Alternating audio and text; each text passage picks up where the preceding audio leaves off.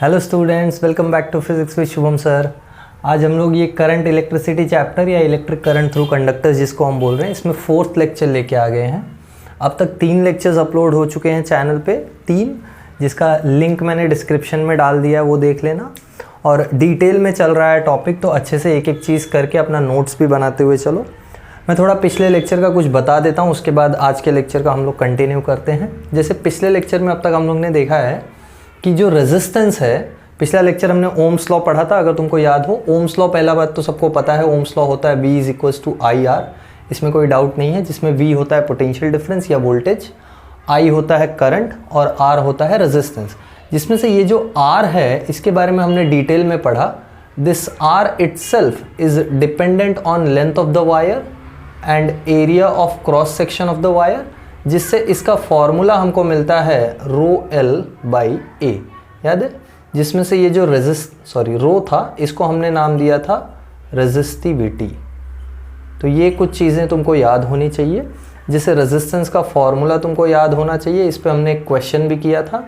Resistivity तुमको पता होनी चाहिए। अगर यहाँ से रेजिस्टिविटी का फॉर्मूला निकालोगे तो रेजिस्टिविटी का फॉर्मूला आ जाएगा RA/L, ठीक है। कभी तुमको रेजिस्टेंस पूछ देगा, कभी रेजिस्टिविटी पूछ देगा, वगैरह वगैरह। और ये जो रेजिस्टिविटी है, इसका हमने इंडिविजुअल फार्मूला भी निकाला था। जैसे ये रेजिस्टिविटी हमने बोला था मटेरियल के लिए कांस्टेंट होता है, बट ये रेजिस्टिविटी खुद टेम्परेचर पे डिपेंड करता है। जैसे मैं कॉपर वायर लूँ तो एक कॉपर वायर 1 मीटर का है, दूसरा कॉपर वायर 2 मीटर का है, दोनों का जो रेजिस्टिविटी है वो सेम होगा। बट ये रेजिस्टिविटी सेम तभी तक होगा जब तक टेम्परेचर चेंज नहीं हो रहा है। एक बार तुम टेम्परेचर चेंज करना चालू कर दो, तब रेजिस्टिविटी खुद चेंज होने लगता है। तो रेजिस्टिविटी खुद टेम्परेचर के ऊपर डिपेंडेंट था। जो हमने फार्मूला निकाला, तो हमको फार्मूला मिलता है m/ne² टाउ। ये टाउ तुम्हारा पीछा ही नहीं छोड़ रहा है पहले लेक्चर से। ये टाउ है रिलैक्सेशन टाइम, n है number of electrons per unit volume, m है मास ऑफ इलेक्ट्रॉन और e है चार्ज ऑन इलेक्ट्रॉन, ठीक है। हमको मालूम है ये जो टाउ है टेम्परेचर बढ़ाने पे कम होता है। टेम्परेचर बढ़ाओगे तो रिलैक्सेशन टाइम कम हो जाएगा, जिससे तुम्हारा रेजिस्टिविटी क्या होने लगता है, बढ़ने लगता है। ये डिनोमिनेटर कम होगा तो न्यूमरेटर बढ़ने लगेगा, ठीक है। तो ये तुमको पता होना चाहिए रेजिस्टिविटी के बारे में, रेजिस्टिविटी का फॉर्मूला, रेजिस्टिविटी है क्या, वगैरह वगैरह हमने पिछले लेक्चर में डिटेल में डिस्कस किया है, ठीक है। चलो आज हम जो स्टार्ट करने जा रहे हैं, ज़रा ध्यान से देखना। आज हम करंट डेंसिटी पढ़ेंगे, करंट डेंसिटी के बारे में, और हम ओम्स लॉ का नया फॉर्म भी देखेंगे, जैसे दूसरा फॉर्म ओम्स लॉ का जो होता है। फिर हम रेजिस्टेंस पे और डिटेल में डिस्कशन करेंगे। जैसे अभी ये फॉर्मूला मैंने डिराइव किया है ना लास्ट लेक्चर में ही, तो इससे रिलेटेड जो भी बचा है चैप्टर में वो मैं कर देता हूँ। फिर इसके बाद हम इंडिविजुअली रेजिस्टेंस पे काम करेंगे। जैसे रेजिस्टेंस का कलर कोडिंग देखेंगे, आज ही हम लोग मोस्टली कलर कोडिंग भी देखेंगे, अगले लेक्चर से कॉम्बिनेशन वगैरह भी देखेंगे, ठीक है। तो चलो पहले हम लोग स्टार्ट करते हैं करंट डेंसिटी। देखो करंट डेंसिटी क्या होता है। करंट डेंसिटी डिफाइन करते हैं current flowing per unit area, इसको हम करंट डेंसिटी बोलते हैं। तो जैसे कोई वायर है, जैसे ये वायर है और ये वायर का क्रॉस सेक्शनल एरिया A है, ठीक है। ये वायर का क्रॉस सेक्शनल एरिया A है और इसमें से करंट फ्लो कर रहा है। सपोज करंट I फ्लो करता है, तो करंट डेंसिटी जो डिफाइन होता है that is defined as a term J which is given by current per unit area. और करंट डेंसिटी ये एक वेक्टर क्वांटिटी है, इसलिए हमको एरिया वेक्टर लेना पड़ेगा। एरिया वेक्टर क्या होता है मैंने बताया है डिटेल में, इलेक्ट्रोस्टैटिक्स में बताया है, मैग्नेटिज्म चैप्टर में बताया है। जैसे फॉर एग्जांपल यहाँ ये जो तुम्हारा एरिया है, इसके परपेंडिकुलर में एक वेक्टर ड्रॉ करोगे तो ये तुम्हारा एरिया वेक्टर हो जाएगा, ठीक है। जैसे इस बोर्ड का एरिया वेक्टर इसके परपेंडिकुलर ऐसे, ये मैंने पहले डिटेल में बहुत बात किया है, तो उसको तुमको पता होना चाहिए। इसका SI यूनिट निकालोगे करंट डेंसिटी का तो क्या आ जाएगा बोलो। SI यूनिट निकालोगे तो करंट डेंसिटी का आ जाएगा एम्पियर पर मीटर स्क्वायर, है ना। यानी इसको हम लिखते हैं A/m² या एम्पियर पर मीटर स्क्वायर, ठीक है। ये SI यूनिट है, क्लियरली दिखाई पड़ रहा है, वेक्टर क्वांटिटी है। तो ये कुछ बातें इसके बारे में याद रखना। करंट डेंसिटी एक वेक्टर क्वांटिटी होता है, ठीक है। अच्छा, अगर इस फॉर्मूले से मैं I निकालना चाहूँ तो I क्या होगा बोलो, करंट। करंट का एक और नया फॉर्मूला मिलेगा which is J and A। तुमको मालूम है जब भी दो वेक्टर्स होते हैं और मल्टीप्लाई हो रहे होते हैं तो उनके बीच में 2 तरीके का मल्टीप्लिकेशन पॉसिबल होता है। वेक्टर्स पढ़ा है ना, कौन कौन सा मल्टीप्लिकेशन, डॉट प्रोडक्ट और क्रॉस प्रोडक्ट। तो ये कौन सा प्रोडक्ट है, ये डॉट प्रोडक्ट है। क्यों? क्योंकि जब दो वेक्टर्स में डॉट प्रोडक्ट होता है तो आंसर स्केलर आता है, और हमको मालूम है करंट स्केलर है, तो ये डॉट प्रोडक्ट ही होना चाहिए। तो ये चीज़ याद रखना। ये करंट का तुमको और एक फॉर्मूला मिल गया है which is J dot A, जहाँ पे जे क्या है, करंट डेंसिटी, ए क्या है, एरिया वेक्टर। ठीक है, फाइन। अगर जैसे करंट, ये जो करंट हम ले रहे हैं इसमें जो एरिया वेक्टर है, ध्यान रखना ये जो एरिया वेक्टर है करंट के साथ पैरेलल होना चाहिए। जैसे ये करंट जा रहा है तो ये एरिया वेक्टर होना चाहिए। अगर कभी कभी नहीं हुआ, जैसे फॉर एग्जांपल ये तुम्हारा वायर का तुमने ये वाला पार्ट कंसिडर कर लिया लाइक दिस, ये, और करंट ऐसे चल रहा है, तुम्हारा एरिया वेक्टर कुछ ऐसे है, ये एरिया वेक्टर है या ये एरिया है, तो एरिया वेक्टर इधर जा रहा होगा, ये एरिया वेक्टर, ये करंट वेक्टर, ये करंट है ना, ये तुम्हारा करंट। तो करंट का डायरेक्शन इधर है और एरिया वेक्टर इधर है, सपोज थीटा एंगल पे है, तो इस समय जो करंट होगा that would be given by J A cos theta, या फिर अगर मेरे को सिर्फ जे निकालना है तो ये हो जाएगा आई अपॉन ए कॉस थीटा। मतलब एरिया वेक्टर का कॉस थीटा कॉम्पोनेंट हमको ले लेना है, किसके डायरेक्शन में, करंट के डायरेक्शन में। बोलने का मीनिंग ये है कि एरिया वेक्टर हमेशा करंट के डायरेक्शन में होना चाहिए, अगर नहीं है तो एरिया वेक्टर का कंपोनेंट ले लेना है करंट के डायरेक्शन में, बस इतना सा मीनिंग था।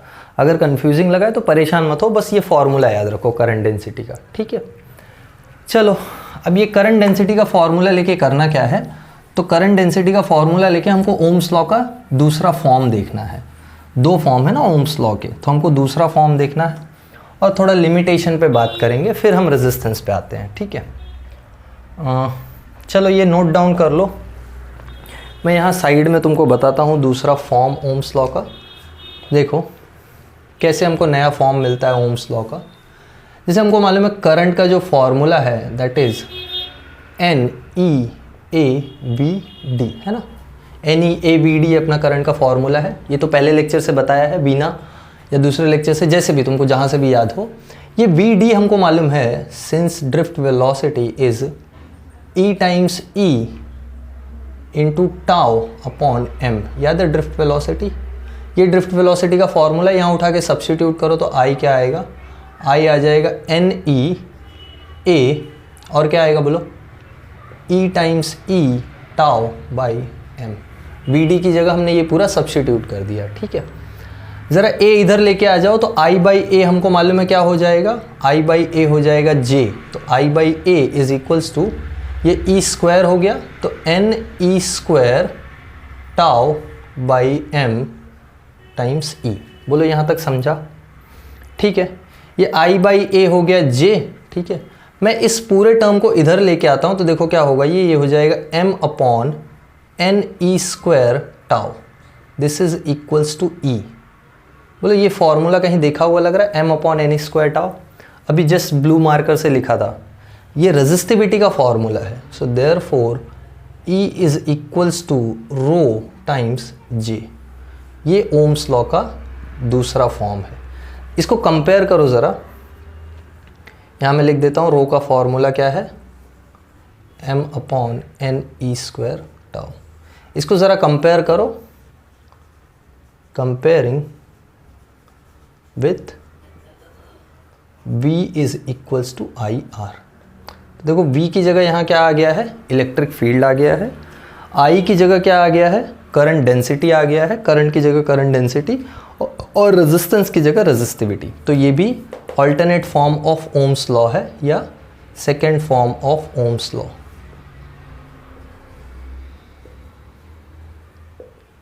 ये ओम्स लॉ ही है। ठीक है, याद रखना। एक्चुअल में ओम्स लॉ हमको ऐसे मिलता है, हम जब किसी वायर में करंट प्रोड्यूस कराते हैं या जब किसी वायर में करंट फ्लो कराते हैं ना, तो हमको पहले ये चीज़ दिखाई पड़ती है, क्योंकि हम पहले इलेक्ट्रिक फील्ड मेजर करते हैं, उसका रेजिस्टिविटी हमको पता होता है और फिर जे हमको पता होता है। तो ये फॉर्म में ओरिजिनली ओम्स लॉ एग्जिस्ट करता है। इसको बोलते हैं physical origin of Ohm's law.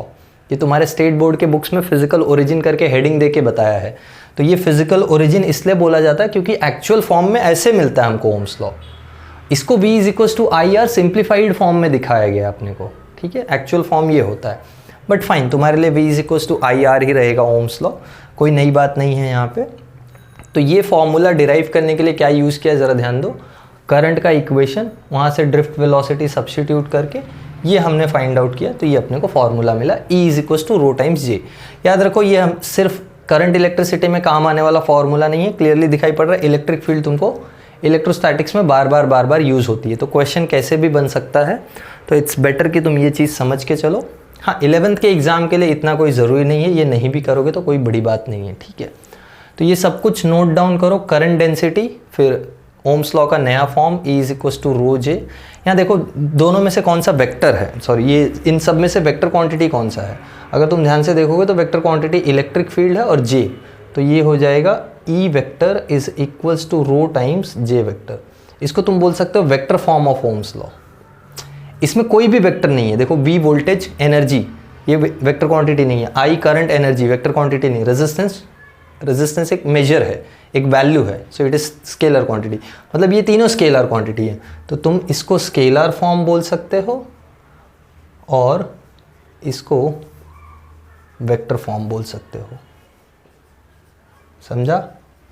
तो चाहे जैसे तुमको समझ में आए, scalar form of Ohm's law, vector form of Ohm's law, या first form of Ohm's law, second form of Ohm's law, ये दोनों बहुत ज़रूरी हैं। ज़रूरी मतलब एज इन तुमको ओम्स लॉ अगर अच्छे से समझना है तो बहुत ज़रूरी है, अदरवाइज़ नहीं। B is equal to IR में खुश हो तो कोई बड़ी बात नहीं है, बताना तो मेरा काम है, ठीक है। तो चलो नोट डाउन कर लो ये सब कुछ, फिर हम आगे कंटिन्यू करते हैं रेजिस्टेंस के बारे में। तो नोट डाउन करो, चलो नोट डाउन कर लिया था ना, जादू गायब हो गया ये सब कुछ। ओके देखो, ये जो ओम्स लॉ हमने पढ़ा ना, इसका लिमिटेशंस देख लेते हैं। Limitations of Ohm's law, limitations of Ohm's law.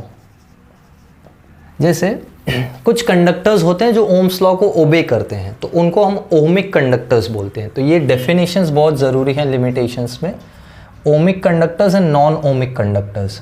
तो पहले मैं ओमिक कंडक्टर्स बता दूं। ओमिक कंडक्टर्स कौन से हैं? विच ओबे ओम्स लॉ, ठीक है, जो ओम्स लॉ को ओबे करते हैं। एग्जाम्पल के लिए तुम्हारे पास है मेटल्स, जैसे कॉपर वायर हो गया, सिल्वर वायर हो गया, ये सब तुम्हारे लिए ओम्स लॉ को ओबे करने वाले हैं। Whereas non ohmic conductors, तुम बोलोगे सर मेटल्स ही तो कंडक्टर्स होते हैं, ऐसा थोड़ी है यार, तब तो सेमीकंडक्टर कुछ काम का ही नहीं। सेमीकंडक्टर भी कंडक्ट करता है ना, वो भी एक टाइप का कंडक्टर ही है, भले नाम में सेमी हो बट कंडक्टर तो है ना। So which do not obey Ohm's law, which do not obey Ohm's law, जो ओम्स लॉ को ओबे नहीं करते हैं। एग्जाम्पल के लिए सेमीकंडक्टर्स, सेमीकंडक्टर्स में बहुत सारी चीज़ें आएंगी, जैसे डायोड्स, है ना, डायोड्स हो गए, ट्रांजिस्टर्स हो गए, वगैरह वगैरह, ठीक है। तो अगर मैं ग्राफ बनाऊं ओमिक और नॉन ओमिक कंडक्टर्स के लिए, तो ग्राफ कुछ ऐसा दिखाई पड़ेगा अपने को, देखो ज़रा ध्यान से। अगर मैं VI ग्राफ ही बनाता हूँ, चलो फिलहाल के लिए VI ग्राफ अगर मैं बनाऊँ तो ठीक है, चलो मैं IV ग्राफ बनाता हूँ, क्योंकि IV ग्राफ ज़्यादा फेमस होता है। मैंने लास्ट टाइम भी तुमको बोला था IV ग्राफ ज़्यादा इंपॉर्टेंट होता है। अगर ओमिक कंडक्टर है तो IV ग्राफ कुछ ऐसे जाएगा। अगर यहीं मैं सेमीकंडक्टर्स के लिए ओमिक या एक डायोड के लिए मैं IV ग्राफ बनाता हूँ, तो डायोड के लिए IV ग्राफ कुछ एकदम ही अलग इंटरेस्टिंग तरीके से जाएगा, जो तुमने कभी देखा नहीं है। तुम डायरेक्टली सेमीकंडक्टर्स में ही ये चीज़ देखोगे। ये ग्राफ कुछ ऐसे जाता है, it goes somewhat like this, ऐसे, और फिर यहाँ भी ये ग्राफ ऐसे मिलता है। अब ये सब क्या हो रहा है, इसका क्या एक्सप्लेनेशन है, ये तुमको बहुत बाद में पता चलेगा। दिस इज़ फॉर डायोड्स, ये डायोड्स के लिए IV ग्राफ है। मतलब ये क्लियरली नॉन ओमिक बिहेवियर है और ये ओमिक बिहेवियर है, ठीक है। ये डिफरेंस याद रखना ओमिक और नॉन ओमिक कंडक्टर्स में। ओमिक कंडक्टर्स ओम्स लॉ को ओबे करेंगे, non ohmic conductors ohms law को ओबे नहीं करेंगे, ठीक है। ये एक स्ट्रेट लाइन होनी चाहिए थी, बट स्ट्रेट लाइन नहीं है। ये काफ़ी देर तक कुछ वैल्यू ही नहीं दे रहा है करंट का, उसके बाद सडनली करंट बढ़ रहा है। यहाँ भी काफ़ी देर तक कोई करंट का वैल्यू नहीं, सडनली करंट बढ़ने लगता है। तो ये सब जो बिहेवियर्स हैं, ये स्पेसिफिकली तुमको डायोड्स में देखने को मिलेंगे। जैसे ठीक है, चलो इतने लिमिटेशंस तो काफ़ी हैं। तुम ये नोट डाउन कर लो लिमिटेशंस में, ओम्स लॉ के लिमिटेशंस में, ohmic conductors and non ohmic conductors, और ये ग्राफ्स बना लो डायोड्स और सेमीकंडक्टर्स के लिए। अब हम बात करने जा रहे हैं रेजिस्टर्स पे डिटेल में, ठीक है। रजिस्टर्स मतलब हम थोड़ा कलर कोडिंग सीखेंगे। कलर कोडिंग सीखने के लिए काफ़ी लोग आए होंगे, मुझे पता है, तो कलर कोडिंग सीख लेते हैं। ये नोट डाउन हो गया, पॉज करके नोट डाउन कर लेना। चलो देखो, अब जो रजिस्टर्स बनते हैं ना, बहुत तरीके के रजिस्टर्स बनते हैं, जिसमें से एक बहुत फेमस है कॉल्ड एज कार्बन रजिस्टर्स। इन कार्बन रजिस्टर्स का वैल्यू जो होता है वो पता करने के लिए कुछ कोड होता है, जो कोड हमको सीखना है, ठीक है। जैसे एक कार्बन रजिस्टर होता कैसा है मैं तुमको बता दूं। कार्बन रजिस्टर, और ये बनाते ही क्यों है, क्योंकि ये कार्बन रजिस्टर एफिशिएंट होता है। इसमें बहुत छोटे से साइज़ में हम बहुत बड़ा बड़ा रेजिस्टेंस स्टोर कर सकते हैं, या बहुत बड़ा बड़ा रेजिस्टेंस हम लोग बना सकते हैं। So it's basically in the form of a cylinder, एक सिलेंडर के शेप का होता है ये ऐसे, और दो एंड्स होंगे इसको, और इस स्ट्रिप पे, जैसे बोल सकते हो ये सिलेंड्रिकल स्ट्रिप है एक, ये पूरा एक सिलेंडर है ऐसे। इस सिलेंडर पे 4 बैंड्स होते हैं यूजुअली। एक तुम्हारे पास ये पहला बैंड होगा लाइक दिस, ये दूसरा बैंड होगा लाइक दिस, ये तीसरा बैंड होगा, और यहाँ कहीं चौथा बैंड होगा, ठीक है। ये चारों बैंड्स इस पे कोडेड होते हैं, मतलब इनका एक कोडिंग किया हुआ है। इन बैंड्स को देख के हम बता पाएंगे। तो ये जो है दिस इज फर्स्ट बैंड, ठीक है, या फिर मैं इसको ABC नाम से लिखता हूँ तो ज़्यादा कन्वीनियंट पड़ेगा। This is A, this is B, this is C and this is D, ठीक है। A क्या है, फर्स्ट कलर बैंड, ध्यान रखना। B क्या है, सेकंड कलर बैंड, ठीक है। जब तुम एक कलर कोडेड रजिस्टर अपने हाथ में उठाओगे, carbon resistor, most of you, मुझे तो लगता है देख लिया होगा अब तक सबने कलर कोडिंग वाला रजिस्टर, सबने कार्बन रजिस्टर देखा है, तो ज़्यादा बेटर होगा ये विजुअलाइज कर पाना। मैं एक फ़ोटो भी थंबनेल में लगा दूंगा तो वहाँ से तुम देख सकते हो। सी है थर्ड कलर बैंड। तो ये 3 कलर बैंड्स होते हैं, चौथा वाला भी कलर बैंड होता है, बट इसको हम नाम देंगे फोर्थ टॉलरेंस कलर बैंड। इसको हम टॉलरेंस बैंड बोलते हैं। So will just call it as fourth colour band. इन चारों बैंड्स का कलर देख के वैल्यू कैसे निकाले, तो उसके लिए एक कोड है अपने पास। कोड देखो क्या है,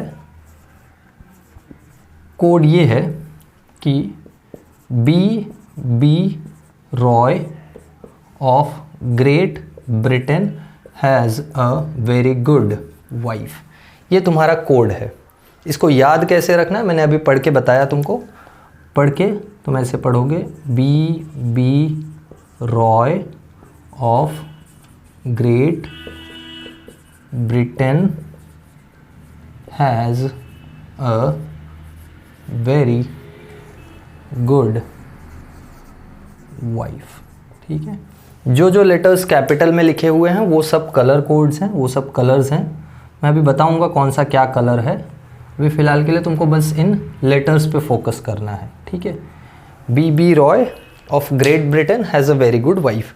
इन सारे लेटर्स का एक एक नाम है। जैसे अच्छा, इन चारों बैंड्स के लिए मैं तुमको कलर कोड लिख के दिखा देता हूँ, या कलर कोड में बता देता हूँ कैसा होता है। एक टेबल होता है जिसको तुमको याद करना है। देखो कलर्स पहले लिख लेते हैं। पहला जो कलर है ये पहले हम लोग लिख लेते हैं, B Roy of Great Britain has a very good wife, ठीक है। 3 एक्स्ट्रा कलर्स होते हैं जो मैं तुमको बता दूं। एक होता है गोल्ड, एक होता है सिल्वर, और एक होता है नो कलर, ठीक है। इन कलर्स का नाम लिख लेते हैं। पहला है ब्लैक, फिर ब्राउन, फिर रेड, फिर ऑरेंज, फिर येलो, फिर ग्रीन, फिर ब्लू, फिर वॉयलेट, फिर ग्रे एंड लास्टली वाइट। ये सारे तुम्हारे कलर्स के नाम हैं। तो इन सब कलर्स का नाम कैसे ऑर्डर में याद रखा जाए, तो उसके लिए ये कोड है, उसके लिए ये कोड लिखा है। समझा? अभी समझा? ठीक है। इन सारे कलर्स की वैल्यू कितनी है, कैसी है, वो देखने के लिए अपने पास एक टेबल है। जैसे फर्स्ट बैंड या फर्स्ट डिजिट, फिर सेकंड डिजिट, फिर मल्टीप्लायर एंड लास्टली टॉलरेंस। ठीक है,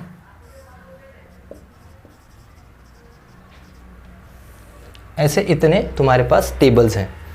देखो ये डिजिट स्टार्ट होंगे 0 से जाएंगे 9 तक, 0 1 2 3 4 5 6 7 8 9। ठीक है, टोटल 10 कलर्स हैं तो 0 से 9 तक। फिर सेम यहाँ पे भी 0 1 2 3 4 5 6 7 8 9। अभी क्यों ऐसा लिख रहा हूँ बताता हूँ, परेशान मत हो, क्या इसका यूज़ कैसे करना वो भी बताता हूँ।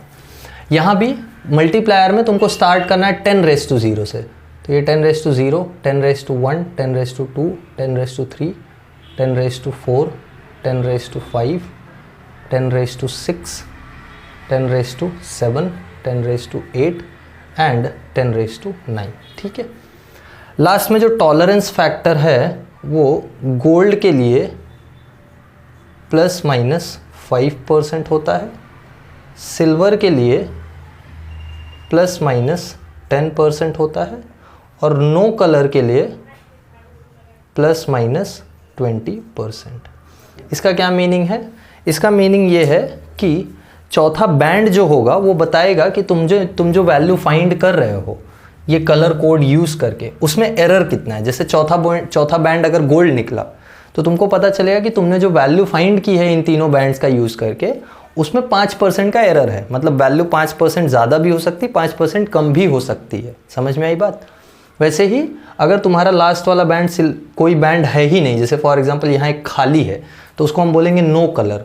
तो नो कलर का मतलब क्या होगा कि इन 3 बैंड्स का यूज़ करके जो तुम वैल्यू निकालोगे ये कोड से, उसमें 20% का एरर होगा। यानी वैल्यू हो सकता है 20% ज़्यादा हो सकता है 20% कम हो। अब तुमको समझा? अब मीनिंग समझा बात का क्या बोल रहा हूँ?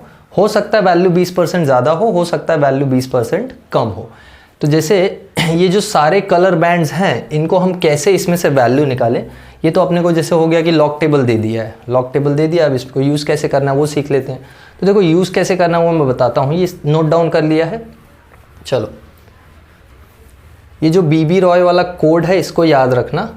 अब जैसे ये जो तुम्हारे पास 4 बैंड्स हैं तो जो पहला कलर बैंड होता है फर्स्ट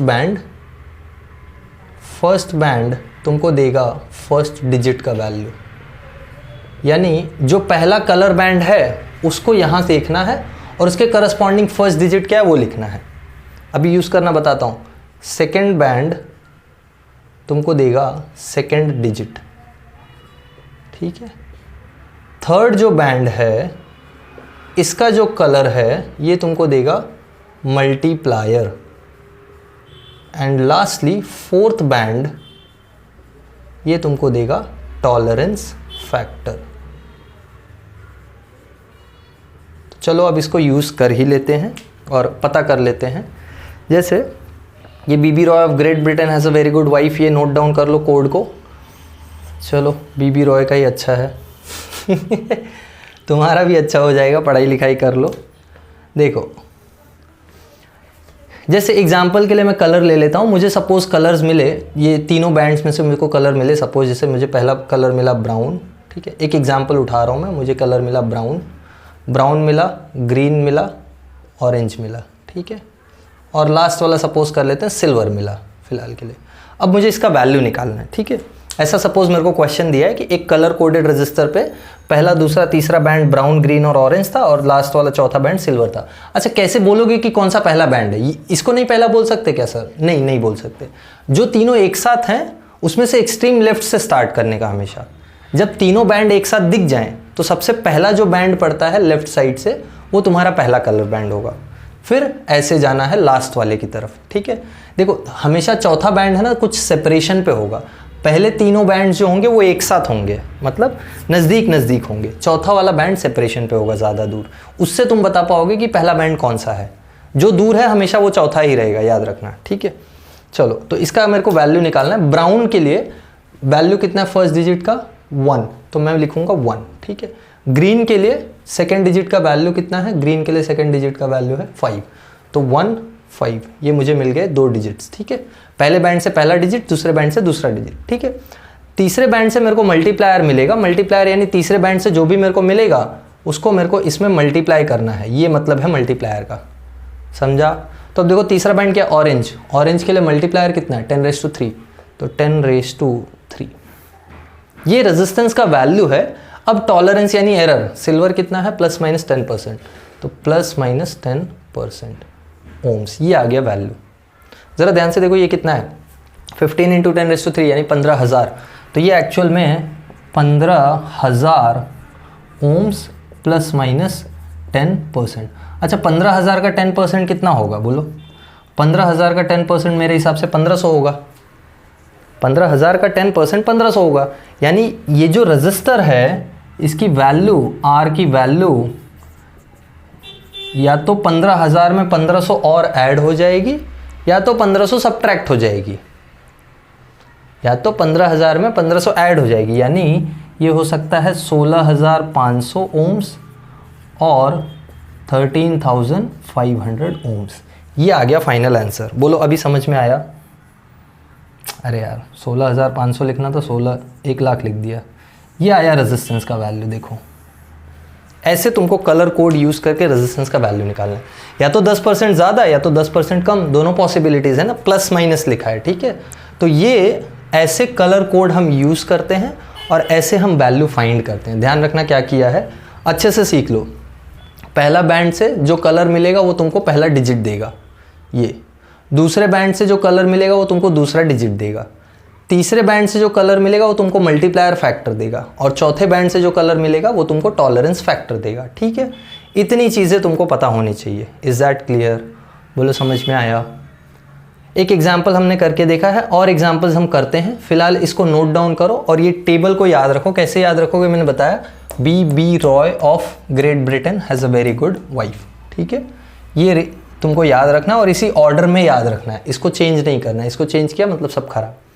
तो ये हमको ऐसे यूज़ करके वैल्यूज़ मिलती हैं कलर कोडेड रेजिस्टेंस की। ये नोट डाउन करो, फिर हम थोड़ा 1-2 क्वेश्चंस कर लेते हैं, तुमको अच्छे से और समझ में आ जाएगी कि कैसे वैल्यू निकाली जाती है। चलो नोट डाउन कर लिया। मैं कुछ क्वेश्चंस करा देता हूँ। जैसे देखो एग्जाम्पल क्या दिया है, in a given resistor the first strip is red. Example करवा रहा हूँ। तो पहला स्ट्रिप है red, second strip is brown and third strip be orange and fourth be gold. तो देखो तुमको क्या क्या कलर्स मिले हैं, ध्यान दो। तुमको मिला है रेड, फिर ब्राउन, फिर ऑरेंज एंड लास्ट वाला है गोल्ड, ठीक है। ये 4 कलर्स मिले। चलो बताओ कैसे निकालोगे रेजिस्टेंस का वैल्यू। R = रेड के लिए क्या हो जाएगा, रेड के लिए पहला डिजिट है 2, ठीक है। ब्राउन के लिए दूसरा डिजिट है 1, सो 21 मल्टीप्लायर। ऑरेंज के लिए क्या है बोलो 10⁻3, सो 21 × 10⁻3 प्लस माइनस गोल्ड के लिए कितना है 5%। बोलो समझा? हो गया ये वैल्यू, यही आएगा। तो R = 21,000 ओम्स ±5%। वैल्यू निकाल लो। कैसे निकालोगे, 21,000 का 5%, पहले 10% निकालो, उसका आधा करो। 10% कितना होगा 2100। 2100 का आधा कितना हो जाएगा बोलो, सॉरी इतना तो नहीं होता, अरे 2100 का आधा हो जाएगा 1050, है ना। तो 1050 इसमें ऐड करो, तो रेजिस्टेंस का वैल्यू या तो 21,000 में 1050 ऐड करोगे तो 22,050 हो सकता है, या 1050 सब्ट्रैक्ट कर दोगे तो कितना हो जाएगा बोलो 20,000 तो नहीं, 19,950। ये 2 वैल्यूज़ पॉसिबल हैं। बोलो समझ में आया? या तो 22,050 या तो 19,950। तुमको 1050 सब्ट्रैक्ट करना था, ठीक है। ऑलराइट, फिर तुमको दिया, देखो the resistance of the given carbon resistor is 2.4। इस बार तुमको रेजिस्टेंस दिया हुआ है, ध्यान दो। गिवन R कितना है 2.4 × 10⁻6 ओम्स, ठीक है, ±5%। तुमको पूछा है what is the colour code, what is the sequence of the colours on the strip provided on register. बता पाओगे? सर पॉइंट देख लिया, डर गए। अरे पॉइंट देख के डरो मत यार, इसको 24 बना लो। तो अब ये फर्स्ट डिजिट, ये सेकेंड डिजिट और ये 10⁻5, ये मल्टीप्लायर। समझा अभी? बोलो समझा या नहीं? ±5%। ये 5% देख के तो सब चिल्ला दिए होगे गोल्ड गोल्ड है गोल्ड है। तो वैसे ही इसको भी देख के थोड़ा जोश में आओ। देखो 24 यानी 2 किसके लिए फर्स्ट डिजिट है, रेड के लिए, यानी पहला कलर कौन सा है, पहला कलर है रेड। उसके बाद 4 किसके लिए सेकंड डिजिट है, येलो के लिए, यानी रेड येलो। और 10⁵5 किसके लिए फैक्टर होगा, ग्रीन के लिए, सो ग्रीन। एंड लास्ट वाला कौन सा है, गोल्ड। सो ये सीक्वेंस है कलर्स का उस रजिस्टर पे, red yellow green and gold. ठीक है, तो ऐसे जैसा भी क्वेश्चन तुमको मिले तुम सॉल्व कर सकते हो, कोई बड़ी बात नहीं है। एक होमवर्क ले लो, तुमको फाइंड आउट करना है colour code brown green blue silver का। होमवर्क तुम्हारे लिए है। होमवर्क क्या, ये तो वर्क फ्रॉम होम ही चल रहा है मेरा भी, तो तुम्हारा क्लास वर्क समझ लो। कमेंट्स में मुझे बताना, तुमको फाइंड आउट करना है resistance for brown green blue and silver. ठीक है, ये 4 कलर्स हैं, इनका तुमको कलर कोड यूज़ करके रेजिस्टेंस निकालना है। ठीक है, यूज़ क्या करना है तुमको, यूज़ करना है तुमको ये बोर्ड मतलब ये टेबल। ठीक है, और एक एग्जांपल तुमको होमवर्क चाहिए तो ऑरेंज ब्लैक ग्रीन। ठीक है, 3 ही कलर्स हैं, कैसे करोगे, ऑरेंज ब्लैक ग्रीन 3 कलर्स हैं, बताओ। चौथा कलर मतलब नो कलर हो गया ना, यानी ±20%। ठीक है, तो ये तुम्हारा कलर कोडिंग ऑफ रेजिस्टेंस के बारे में सब कुछ मैंने कवर कर लिया है। बहुत अच्छे से किया है हमने, ध्यान देना, बहुत अच्छे से हमने वैल्यूज़ भी निकाली हैं। कुछ भी डाउट अगर है तो मुझे बताओ कमेंट्स में। अब हम आगे कंटिन्यू करते हैं, एक टेम्परेचर डिपेंडेंस देख लेते हैं ऑफ रेजिस्टेंस एंड रेजिस्टिविटी। ये पॉज करके नोट डाउन कर लेना, कोई हैरानी की बात नहीं है कि सर मिटा दे रहे हैं। सर का क्या है, सर तो मिटाएंगे ही, क्योंकि सर को पढ़ाना है आगे। तुम तो पॉज कर लोगे ना, मैं थोड़ी पॉज कर सकता हूँ। देखो, हमको देखना है टेम्परेचर डिपेंडेंस, यानी याद है हमने देखा था ना, टेम्परेचर की वजह से रेजिस्टिविटी चेंज हो रही थी, याद है, और रेजिस्टिविटी चेंज होगा तो रेजिस्टेंस चेंज हो जाएगा। ये सेकंड लेक्चर में मैंने तुमको एकदम डिटेल में बताया था लास्ट के पार्ट में, कि कैसे टेम्परेचर चेंज होने से रेजिस्टिविटी चेंज हो जाती है, क्योंकि टेम्परेचर चेंज होने से रिलैक्सेशन टाइम चेंज होता है, और रिलैक्सेशन टाइम चेंज हुआ तो पूरा रेजिस्टिविटी ही चेंज हो जाता है। ठीक है, तो अब हम लोग देख लेते हैं टेम्परेचर डिपेंडेंस ऑफ रेजिस्टर। ठीक है, या रेजिस्टेंस या रेजिस्टिविटी, मैं दोनों का एक साथ बताऊंगा। अरे दोनों सेम ही है, कुछ नया नहीं है। देखो, टेम्परेचर चेंज होने से कैसे रेजिस्टेंस चेंज होता है। जैसे कोई मेरे पास एक वायर है, ठीक है, ये कॉपर वायर ले लिया मैंने, ऑलराइट। इस कॉपर वायर का कुछ तो रेजिस्टेंस मैंने मेजर किया, वो आता है R1 at some temperature T1। ठीक है, कुछ T1 डिग्री सेल्सियस पे इसका टेम्परेचर R1 आता है। फिर मैंने इसका रेजिस्टेंस मेजर किया जो आता है R2 कुछ टेम्परेचर T2 डिग्री सेल्सियस पे। So if T2 is greater than T1, यानी अगर हमने टेम्परेचर बढ़ाया है, then it is found that R2 is greater than R1, यानी रेजिस्टेंस भी बढ़ जाता है। तो ये जो रेजिस्टेंस बढ़ने वाला फैक्टर है, इसको जब हम लोग ऑब्जर्व करते हैं तो हम देखते हैं कि ये जो चेंज इन रेजिस्टेंस है, यानी फाइनल माइनस इनिशियल, ये change in resistance directly depend करता है ओरिजिनल रेजिस्टेंस पे, और ये डायरेक्टली डिपेंड करता है चेंज इन टेम्परेचर पे। यानी मैं वायर का टेम्परेचर कितना ज़्यादा चेंज कर रहा हूँ उससे डिसाइड होगा कि कितना ज़्यादा चेंज आएगा रेजिस्टेंस पे। यानी अगर मैं वायर को, जैसे वायर पहले 27 डिग्री सेल्सियस पे था, मैंने उसको हीट किया 50 डिग्रीज तक, तो कुछ चेंज इन रेजिस्टेंस आएगा। But as compare to that अगर मैं उसको 27 से 80 डिग्री तक हीट करूँ, तब उसके जो चेंज इन रेजिस्टेंस वैल्यू होगी वो ज़्यादा होगी। बोलने का ये मीनिंग है, यानी टेम्परेचर ज़्यादा बढ़ाओगे तो रेजिस्टेंस ज़्यादा बढ़ेगा, बस इतना सिंपल सा टास्क। तो जब हम लोग इसको कंबाइन करते हैं R2 minus R1, this is directly proportional to R1 times T2 minus T1। ठीक है, ये प्रोपोर्शनैलिटी हटाओगे तो एक कांस्टेंट मिलता है which is called as alpha only. ये प्रोपोर्शनैलिटी का साइन था, ये अल्फ़ा का साइन है, तो दोनों में डिफरेंस है। ये अल्फ़ा को अलग से नाम है, हम अभी नाम देंगे T2 माइनस T1। ये जो बार बार T2 माइनस T1 लिख रहा हूँ, इसको मैं डेल्टा T लिखता हूँ, ज़रा ध्यान दो।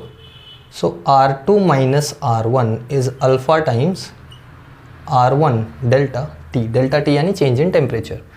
ये अल्फ़ा जो है this is called as temperature coefficient of resistance. और यहाँ से अगर मैं फाइनल रेजिस्टेंस का फॉर्मूला निकालूँ, so therefore R2 will be R1 times, या R1 इधर लेके आ जाओ तो ये हो जाएगा R1 plus R1 alpha delta T. बोलो हाँ या ना? अरे R1 अल्फ़ा डेल्टा टी है ना, इसमें से R1 कॉमन हो जाएगा तो R2 will be R1 times 1 plus alpha delta T.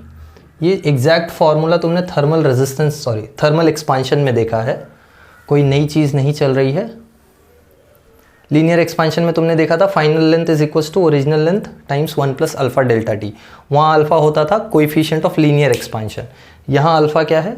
Temperature coefficient of resistance. ठीक है, तो ये अपना रेजिस्टेंस का फाइनल वैल्यू आ गया।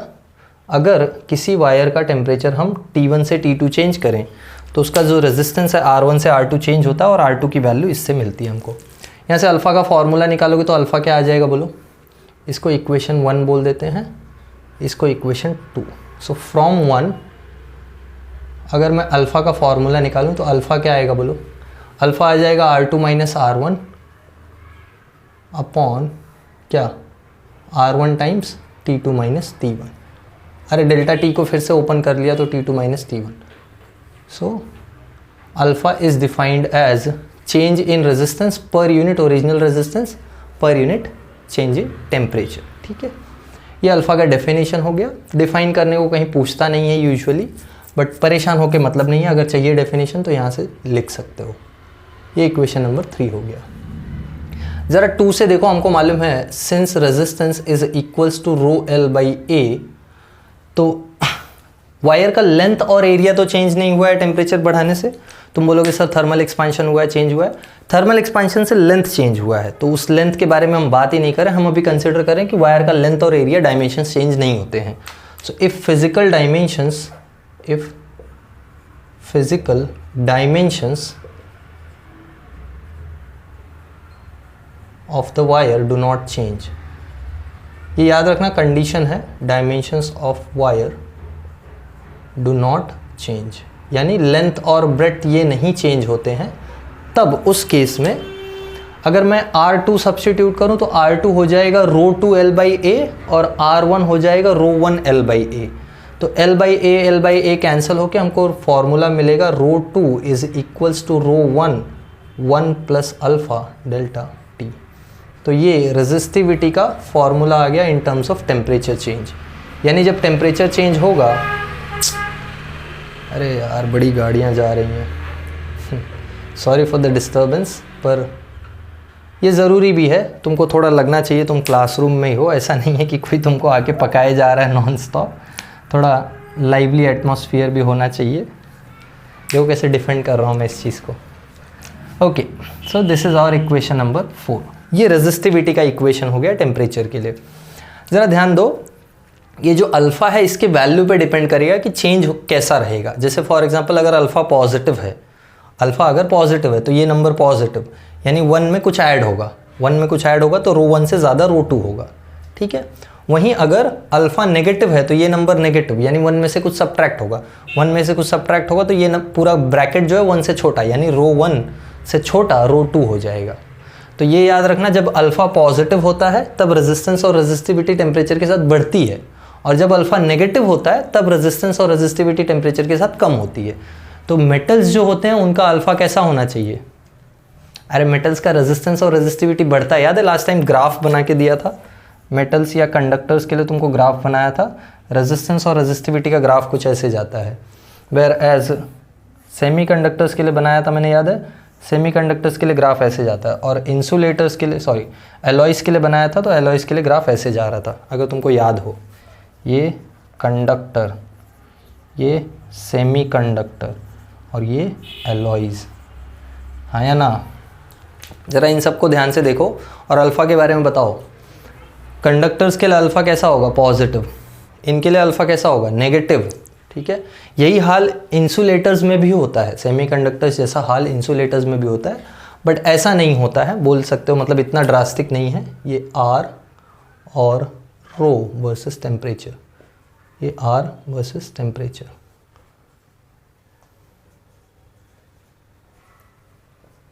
यानी टेम्परेचर चेंज करने से कैसे रेजिस्टेंस और रेजिस्टिविटी चेंज होते हैं। तो ये हमने लास्ट टाइम देखा था डिटेल में, इसको यहाँ से फिर से कनेक्ट किया है ताकि तुमको समझ में आए कि ये फॉर्मूले का यूज़ क्या है। हाँ, जो बातें बोली हैं अगर नहीं समझ में आया तो बस याद रख लो, for metals alpha is positive, ठीक है, बस इतना याद रखो। For insulators and semiconductors, insulators और सेमीकंडक्टर्स के लिए अल्फ़ा नेगेटिव होता है, बस इतना याद रखो। कोई बड़ी बात नहीं है, हैरानी की बात नहीं है, परेशान होने का भी ज़रूरत नहीं है। नहीं याद रहता है सब कुछ, आई अंडरस्टैंड, तो बस इतना याद रखो कि मेटल्स के लिए या कंडक्टर्स के लिए अल्फ़ा पॉजिटिव, वेराज इंसुलेटर्स सेमीकंडक्टर्स के लिए अल्फ़ा कैसा, नेगेटिव, ठीक है। यहीं पे एक इलेक्ट्रोलाइट का भी बात कभी कभी कर देता है कि इलेक्ट्रोलाइट के रेजिस्टेंस या रेजिस्टिविटी पे कैसा इफेक्ट आता है। तो इलेक्ट्रोलाइट्स का जब भी हम लोग ये चेंज करते हैं ना टेम्परेचर बढ़ने से उसका विस्कोसिटी डिक्रीज़ हो जाता है, तो उसका रेजिस्टेंस कम हो जाता है क्योंकि आयन्स ज़्यादा फ्रीली मूव कर पाते हैं। विस्कोसिटी क्या होता है? विस्कोसिटी लिक्विड जो अपने लेयर्स के बीच में ऑपोजिशन प्रोवाइड करता है ना, वो विस्कोसिटी होता है। तो जब ज़्यादा विस्कस लिक्विड होगा, ज़्यादा डेंस लिक्विड होगा, ज़्यादा रेजिस्टिव लिक्विड होगा, जैसे विस्कोसिटी को तुम इजीली समझ सकते हो पानी और ऑयल को। पानी फ्लोर पे डाला तो पानी आराम से बह जाता है, बट ऑयल इतना इजीली नहीं बहता क्योंकि ऑयल ज़्यादा विस्कस है, ठीक है। तो electrolyte since it is liquid, तो वहाँ विस्कोसिटी ज़्यादा बड़ा रोल प्ले करती है। जब हम टेम्परेचर बढ़ाते हैं तो ऑयल का विस्कोसिटी कम हो जाता है, तो रेजिस्टेंस और रेजिस्टिविटी भी कम हो जाती है, ठीक है। तो ये रिजल्ट के साथ आज का लेक्चर ख़त्म करते हैं, ये वाला रेजिस्टेंस के रिलेटेड लेक्चर। अब इसके बाद हम कॉम्बिनेशन ऑफ रेजिस्टेंसेस करेंगे, कॉम्बिनेशन ऑफ लेक्चर्स बोलने जा रहा था। So I will see you all in next video. आज के लेक्चर में जो भी किया आई होप सब कुछ समझ में आया। ये पॉज करके नोट डाउन करना, नोट्स बनाना, सब मैं बार बार बोल रहा हूँ हर लेक्चर में। इस लेक्चर का या इस पूरे चैप्टर का नोट्स भी मैं डालते हुए चल रहा हूँ लिंक के साथ में, तो वो भी रेफ़र करो और कुछ भी डाउट रहेगा तो मुझे बताओ। So I will see you all in next video. Bye everyone, have a good day.